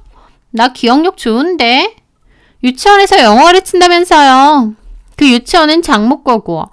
저한테 할 말 못할 말 다 해놓고 갑자기 왜 이러실까? 라는데 심장이 터질 듯이 뛰더라고요.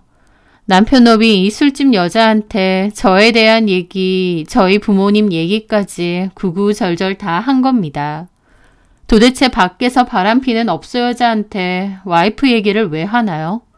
진짜 미친 것 같았고 너무 열받아서 당장이라도 남편 놈 딱이라도 올려붙이고 싶었지만 일단 참았습니다. 그리고 답장을 했죠. 어쨌든 이제는 못 져요. 마음대로 해요. 그랬더니 한참이나 답장이 안 오다가 이렇게 왔더군요. 오빠, 내가 얘기했잖아요. 간단하게 해결될 걸 어렵게 가시려고 하네요. 오빠가 저한테 뭘 했어요? 지금 와이프가 얼굴은 못생겼어도 친정도 잘 살고 음식도 잘하고 착하다고. 결혼 잘한 것 같다면서요. 결혼 만족도 높다면서요. 그 행복한 결혼이 개박살 나도 상관없나 보죠? 저 오빠 와이프한테만 알릴 거 아니고요. 오빠네 회사에도 알릴 수 있어요. 저 얼마든지 그렇게 할 수 있고 무서운 거 없는데. 라며 협박하는 문자를 보내는데 기가 막히더라고요. 저는 뭐라고 하지 하다가 좀 세게 보냈습니다. 웃기고 있네. 너 증거 영상이 있는 건 맞아? 내가 보기엔 쥐뿔도 없는데 쇼하는 것 같은데? 라고요. 그리고 답장이 또 안 오는데 떨리더라고요. 한참 뒤에 홍시연이 답장을 보냈습니다. 이 오빠가 진짜 왜 이래? 말로만 하니까 심각한 걸 모르나 보다. 제일 가벼운 걸로 하나만 보내줄 테니까 직접 보고 결정하세요. 그렇게 동영상을 하나 보냈더군요. 저는 떨리는 손으로 그걸 눌러봤습니다. 그 동영상 속 장소는 어떤 모텔인 것 같았고 남편은 모텔 욕실에서 씻는 것 같더군요. 홍시연이 욕실 쪽을 힐끗거리며 몰래 카메라를 설치하는 게 찍혀 있었습니다. 잠시 후 남편이 나체로 욕실에서 나왔어요. 그러더니 홍시연한테 피곤하다느니 어쩌느니 징징거리더라고요. 평소 저한테는 그렇게 징징거리거나 한 적이 없었던 남편이기에 그 모습도 엄청 낯설더라고요. 얼굴은 분명 제 남편인데 하는 말투나 행동은 좀 생소했다고나 할까요? 왜 오빠? 뭐가 피곤해? 우리 와이프가 요즘 애가지 자고 나를 너무 못살게 굴어. 어제도 억지로 했다. 아, 진짜? 어제도 억지로 했는데 오늘도 돼? 또 시연이랑은 다르지. 나 보니까 안 피곤하지? 오, 피곤이 싹 가셔. 이리 와봐. 그러면서 서로 안고 장난치고 홍시연이 남편더러 피로를 풀어주겠다고 했는데 저는 차마 더 이상 볼 수도 없었습니다.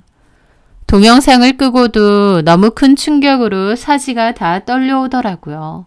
내가 지금 뭘 본 거지 싶고요. 한참이나 어린 아가 있었죠. 너무 착하고 나이에 비해 순박하기까지 한 것 같던 내 남편의 또 다른 모습을 봤으니 그 충격이 얼마나 컸겠나요. 제가 한참이나 넋이 나가 있으니 홍시연이 카톡을 계속 보내더라고요.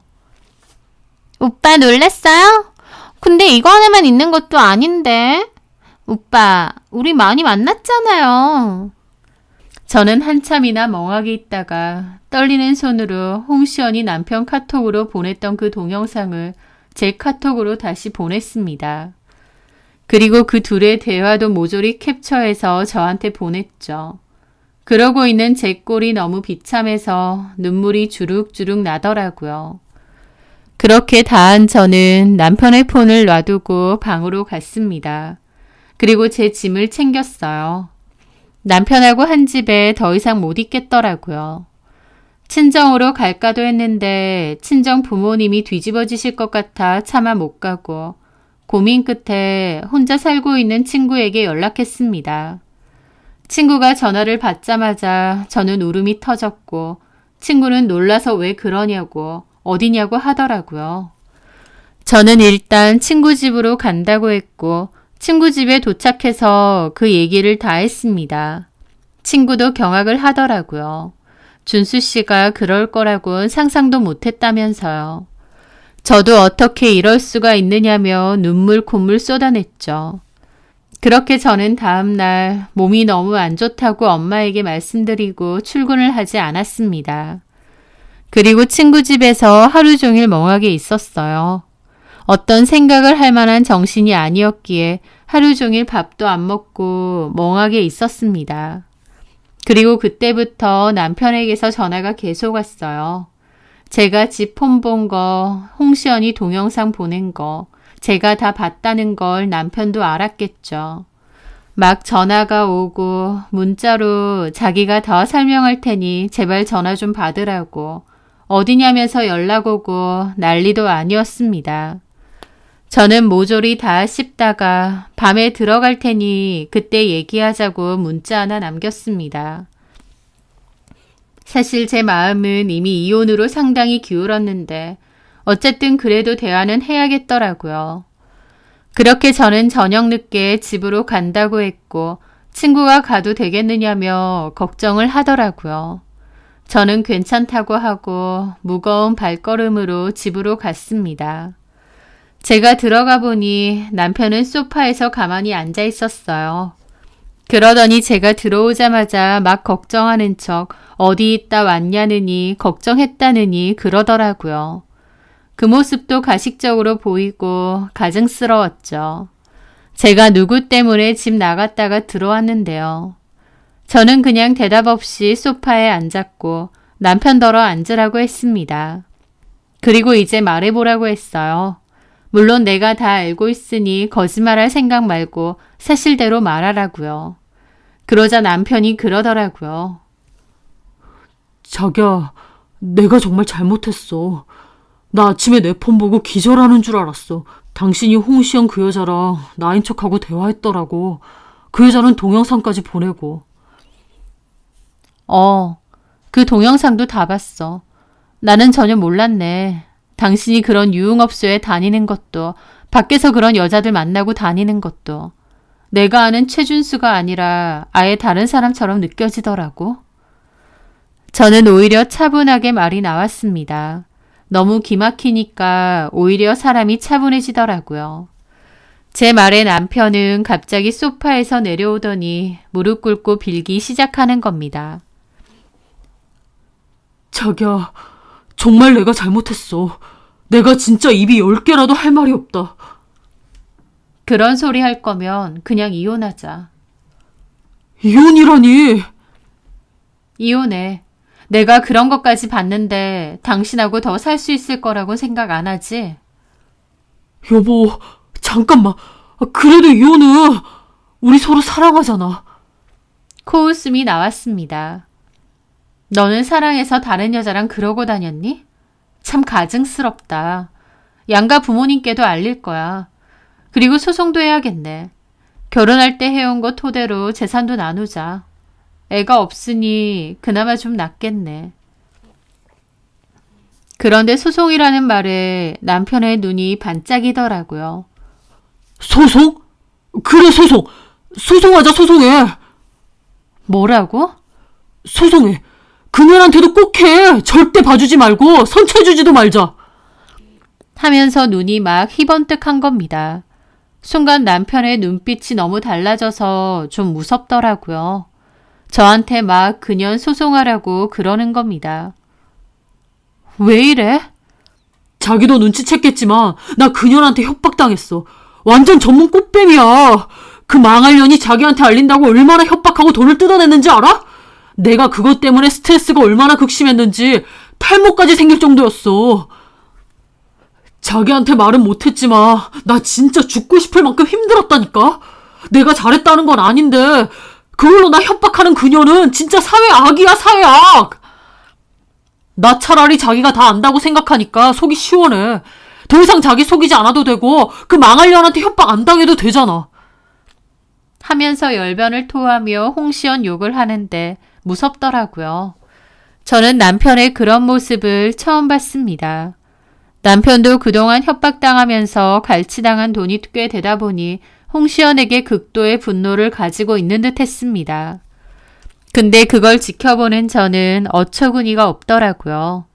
남편이 가만히 있는데 모르는 사람인데 홍시연이 협박했나요? 좋다고 술집 가서 초이스하고 모텔 가서 뒹굴고 와이프 뒷담에 처갓집 얘기까지 할 말 못할 말 함부로 다 할 땐 언제고 이제 와서 지가 협박당했다고 홍시연이 죽일년이고 꽃뱀이니 하는데 참 우습고 너무 치졸해 보이더라고요. 저는 남편을 가만히 지켜보다가 그랬습니다. 당신 지금 이러는 거 너무 웃긴 거 알지? 그래서 당신은 가만히 있는데 홍시연이 막 와서 유혹했어? 당신은 가만히 있는데 홍시연이 자기랑 자자고 들이댔어? 유흥업소 제 발로 찾아가서 그 여자 선택하고 놀다가 밖에서까지 만난 건 당신이야. 당신이 피해자야?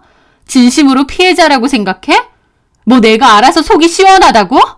내 속이 어떤지는 보여? 믿었던 남편 놈의 더러운 실상을 봤는데 너는 이제 다 들켰으니 차라리 속이 시원하다고 하는 거야? 네가 인간이야? 제 물음에 남편은 아무 말도 못하더라고요. 나 진짜 기가 막힌다. 소송, 할 거야. 홍시연한테도 하고 당신한테도 할 거고 내가 할 수 있는 거 다 할 거야. 근데 내가 할 수 있는 것만 할 거야.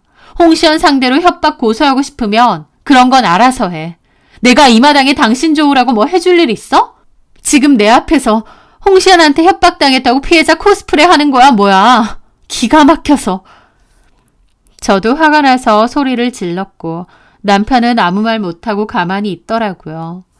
저는 치떨려 하면서 자리에서 일어났습니다. 이혼 서류 준비할 테니 도장 찍고 가 접수해. 여보! 여보라는 소리도 하지 마. 듣기 싫어. 너는 진짜 인간 쓰레기야. 저는 그렇게 말하고 다시 차키 챙겨서 밖으로 나왔습니다. 남편은 그냥 고개만 숙이고 가만히 있더라고요. 그렇게 저는 울면서 운전해서 친구 집으로 다시 갔고 남편과의 대화를 다 얘기했습니다. 친구도 울면서 저를 위로해주고 다독여주더라고요.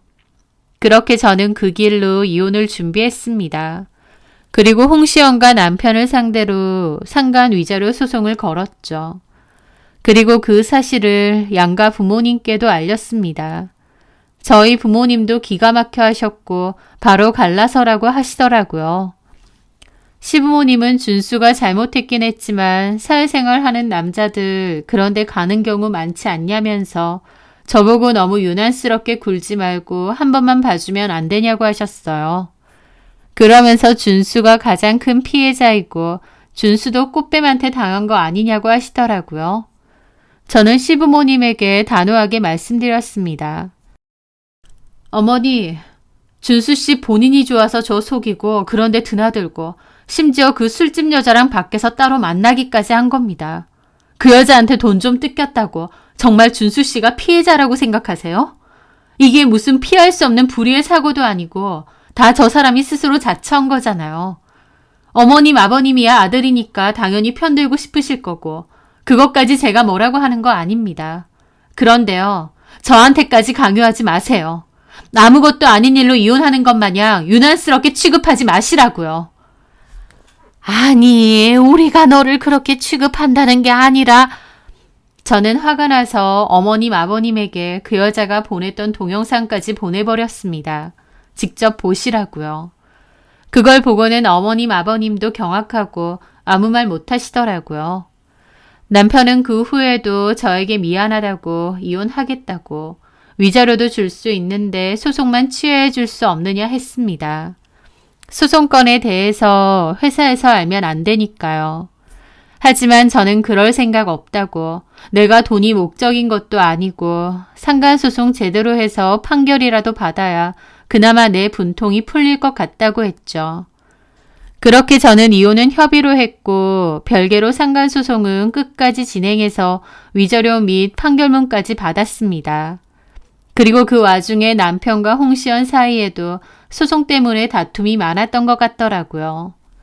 남편은 홍시연 때문에 자기가 이혼까지 당했다면서 절대 선처 없이 협박건에 관해서 고소 진행하겠다고 했던 것 같더군요. 그런데 홍시연도 어지간히 막장인 여자인데 그런 인간을 건드려 놨으니 홍시연도 이판 사판이었던 것 같아요. 저한테도 상간 위자료 소송 걸리고 협박 고소까지 당했다 보니 독이 바짝 든 모양이었습니다.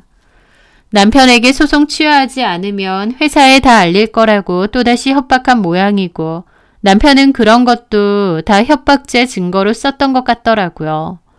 결국 궁지에 몰린 홍시연이 엄청난 짓을 벌인 겁니다. 자기랑 남편에 관한 일들과 사진까지 회사 고객 게시판에 다 올려버린 거였죠. 그 일로 회사 뒤집어지고 글 올린 지 1시간도 안 돼서 글이 삭제는 된 모양인데 그 사이에 조회수도 엄청 높고 본 사람들이 많다고 하더라고요. 회사 안에서도 남편은 착하고 조용하고 평판 좋은 사람이었는데 알고 보니 룸살롱 죽돌이에다가 밖에서 따로 업소여자랑 만남을 가질 정도로 유흥에 찌든 사람이고 그러다가 협박당해서 이혼까지 당했던 전말이 다 적혀 있었다고 했습니다. 남편이 회사 안에서 구축했던 이미지와는 완전 반전인데다 그런 일들이 회사 게시판에까지 올라왔으니 회사가 완전 들썩들썩 난리가 난 모양이었습니다. 회사 사람들 사이 입방아에 완전 오르내리고 개망신 제대로 당한 거죠. 남편은 열받아서 명예훼손으로 고소 추가를 했다고 하는데 홍시연은 돈 없으니 그냥 감방 넣으라고 배째라고 나오는 모양이에요. 남편은 저랑의 상간소송할 때 그런 얘기들까지 하며 자기가 너무 상황이 힘들다며 저에게도 합의를 요구했는데 저는 절대 합의는 없다고 거절했습니다. 그 후 시간이 좀 걸리긴 했지만 이혼과 상간소송을 마무리했고 한동안은 남편의 소식을 듣지 못했습니다. 물론 궁금하지도 않았고요. 그러다가 이혼하고 1년 정도 뒤쯤에 남편이 원래 다니던 회사는 결국 그만두고 다른 작은 회사로 들어갔고 정신과 치료를 받으며 산다고 들었습니다. 그리고 그게 마지막으로 들은 소식이었어요. 그걸 듣고 진짜 유약한 인간이네 싶은 거예요. 유흥업소 가고 저 몰래 다른 여자랑 자고 다닐 땐 간도 크게 그러고 다녔으면서 협박당하고 소송 진행하니 이제 와서 멘탈 부서져서 정신과 치료 받는다는 것도 참 어이없고요. 어쨌든 그 소식을 마지막으로 전 남편과의 인연은 완전하게 끝이 났습니다. 요즘 사람들이 쓰는 단어 중에 스불제라는 단어가 있다고 합니다. 스불제가 뭐냐면요. 스스로 불러온 재앙이라는 말의 줄임말이래요. 남편은 그 일로 인해 회사 사람들의 가십거리 대상이 되고 결국 회사에서도 나가게 되고 이혼당하고 정신과 치료까지 받게 되었죠. 그런데 어쩌겠나요? 그 모든 것은 남편이 스스로 불러온 재앙인데요. 제 앞에서는 건실한 척, 착실하고 가정적인 척, 뒤에서는 따로 비밀 통장까지 만들어서 유흥업소 다니고 여자들 밖에서 만나고 다니고 본인이 그렇게 살아온 데에 대한 대가겠죠. 저는 그런 것들이 불쌍하지도 안타깝지도 않습니다. 오히려 가만히 있다가 뒤통수 제대로 당한 제가 제일 불쌍하죠. 이 일로 인해 저는 겉으로 보여지는 모습이 다가 아니구나. 작정하고 속이면 얼마든지 속일 수 있는 게 사람이구나 라는 것을 많이 깨달았어요. 우연한 계기로 발견한 남편의 비밀 통장과 그 속에 숨겨져 있던 더러운 비밀들. 그나마 임신 전에 이 모든 사실을 알고 끝낸 게 다행이었던 것 같아요. 이혼 당시에는 많이 힘들었지만 시간이 흐르고 나니 그때의 제 결단과 선택이 옳았다는 것을 많이 느낍니다. 만약 시부모님의 설득이나 남편의 눈물 어린 사과에 깜빡 속아 한번 넘어가 줬더라면 남편에 대한 신뢰가 이미 깨졌기 때문에 결혼 생활을 억지로 이끌고 가봤자 저만 더 힘들고 괴로운 일이었을 것 같습니다. 그러다가 결국엔 갈라섰을 것 같고요. 차라리 아니다 싶을 때 빨리 끝을 냈던 게 잘한 게 아닌가 싶네요. 제 사연 들어주셔서 감사합니다.